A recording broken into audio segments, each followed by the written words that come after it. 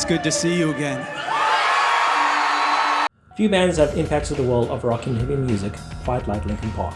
Countless people, myself included, first heard Linkin Park and either fell in love with the genre of rock music, or they served as a perfect gateway band to get into different forms of heavy music. Like most fans, I approached the news of Linkin Park returning after the tragic passing of Chester Bennington with caution, as this was a bold move. Could they really move forward from one of the most iconic voices in rock? Spoiler alert, they did quite fantastically. This is Emily. And in the role of Chester Bennington this afternoon is each of you. I still remember the first time that I heard Crawling on the radio. Crawling in my skin, these wounds, they will not heal. I was one half terrified, the other half captivated by what was coming out of the speakers. I quickly got hold of the first album, Hybrid Theory, and I was a fan instantly. The lyrics spoke to me in a deep way. The music was edgy and angsty, the rapping was on point, and the heartfelt singing and screaming of Chester made them a staple during my adolescent years. I was equally in love with their second album, Meteora. In my opinion, their best. I wanna heal, I wanna feel what I thought was never real. So I have a deep history with this band. By the time their third album, Minutes Midnight, dropped, I had mostly moved on from them musically. The songs were still great. Leave Out All the Rest is still one of my favorite Linkin Park songs. When my time comes, forget the one that I've done. Help me leave behind some reasons to be missed. But by then, I'd begun listening to heavier bands. I hadn't really listened to the rest of the albums with Chester until researching this video. There certainly are good moments, but they lacked a spark that I got from their first three albums. After hearing about the passing of Chester Bennington, I was pretty heartbroken to say the least. Linkin Park and Chester were the soundtracks to my adolescence. Their music gave me a way to voice what I was going through. Songs like In the End, Somewhere I Belong, and Numb really spoke to me for various reasons. So to have that voice no longer around to hopefully see live one day or to hear new music from was gone. Losing him felt personal. And it begged the question, if the band were to continue, could anyone step into those shoes?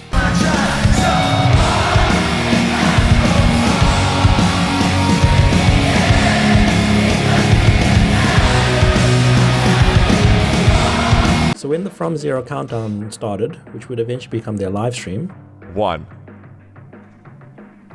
Oh shit, let's go. No, please don't troll. I was curious but cautious. When it was revealed that fronting the new era of Linkin Park would be Emily Armstrong of Dead Sarah, Against, addicted to the love of ourselves and the weatherman. I walked in with an open mind. After all, I'd seen Bonnie from Stand Atlantic absolutely nail Bleed It Out. I've opened up these scars, I'll make you face this.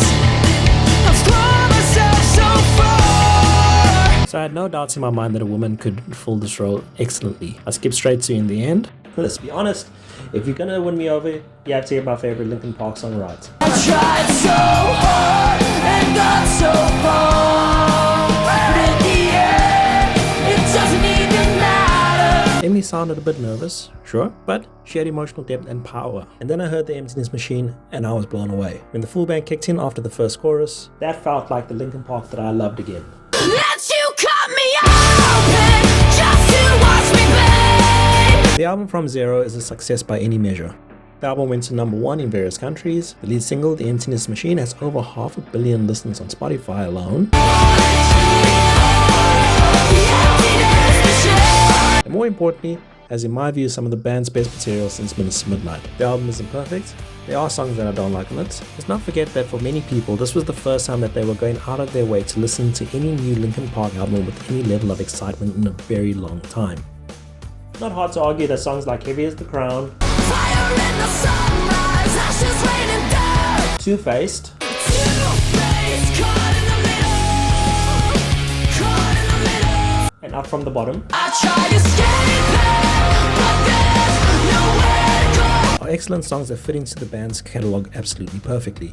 I'm staying out of the Emily and Scientology speculation. For one, the full details of her involvement are not entirely clear. For another, the church has a history of silencing critics and past members. Their policies actually mandate to destroy people's lives. It actually has doctrine that says that says find out what's important to them and go after it. So it's highly unlikely that we'll hear anything from Emily on this front in any case. I can definitely say that as a pure vocal talent, she is no joke. She has the emotional feel that Chester had without sounding like a copycat. As a listener, you can easily hear that she is authentic when she sings certain parts of songs that carry emotional weight, and that's what matters. I'm almost certain that the surviving members of Linkin Park knew that the fan base was going to give a reaction, good and bad. Sadly, no band can please every fan, and Linkin Park knew this, so they had to do what felt best for them and see how it plays out. Firstly, let's start off by saying I truly understand if people are hesitant to accept Linkin Park without Chester. Many of these songs are deeply personal to them. Some of the lyrics have been more like emotional lifelines for some, given that Chester was a symbol of hope for them. He was the guy that people held a view. He's going through what I went through, and if he can get through it, I can get through it. So I get that people will be resistant. How can someone like that just be replaced? This is where I would easily say that Emily doesn't try and copy Chester. She is doing things her own way and does justice to many of the songs that people hold dear. I wanna heal, I wanna feel what I thought was never real. I wanna let go of the pain I felt so long. The legacy of the songs that Chester sang on aren't going away either. If people aren't a fan of the material with Emily, that's fine. The early albums are a Spotify click away. I truly think they made the right call by electing someone that was considerably different to Chester. Anyone too similar would only invite constant comparisons and live in his shadow. I can't seem to find myself again. My walls are closing in. Some people say Linkin Park should have changed the name. I don't. Linkin Park is more than one person. They have every right to perform the songs that they wrote. Most certainly, Emily has won me over. And even though Chester can never be replaced, his legacy is cemented and nothing can change that. Linkin Park without Chester doesn't sound the same, and it shouldn't. They've definitely moved on to a new chapter that has gotten a lot of people talking about them again and excited about seeing them again. The band also, when returning, made a conscious effort to introduce themselves with a new song, showing progress instead of staying frozen in time and rehashing old glories. I also feel that the band looks truly happy on stage again, which is all you can ask for as a fan. What comes next for Linkin Park is unknown, but I'm up for the ride. Thanks for watching.